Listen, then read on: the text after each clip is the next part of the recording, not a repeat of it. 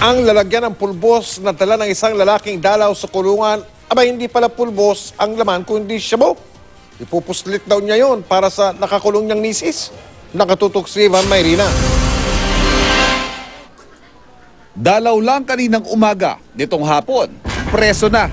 Ito ang sinabi ni Oliver Osorio, 50 taong gulang, matapos magtangkang magpuslit umano ng 2 sachet ng shabu para raw sa nakakulong na asawa sa Taguig City Police Jail. Ang shabu, isinilid sa lalagyan ng pulbos. Balik kulungan si Osorio na dati nang nahuli dahil rin sa droga noong 2014. Kaya dalawin daw po niya yung kanyang asawa na may hihika. Yun daw po ang gamot. Pero nang amin ang tanungin, iba na ang palusot ni Osorio. Yung hipag ko, Yung hipag mo, siya yung... padala ng mga gamit dito sa kapatid niya. Okay. Sa nasa sabag na lang yan. Binabot niya ako sa akin baka dadala na ako doon. Dito na pag mga gamit. Hindi ko alam na meron yan. Nasa 4,000 pisong halaga ng shabu na nasabat kay Osorio.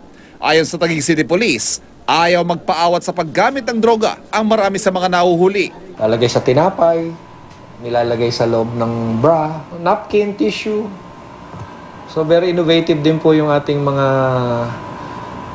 kasama. Kaya lang, siyempre, ang mga PNP rin, siyempre, we think out of the box din.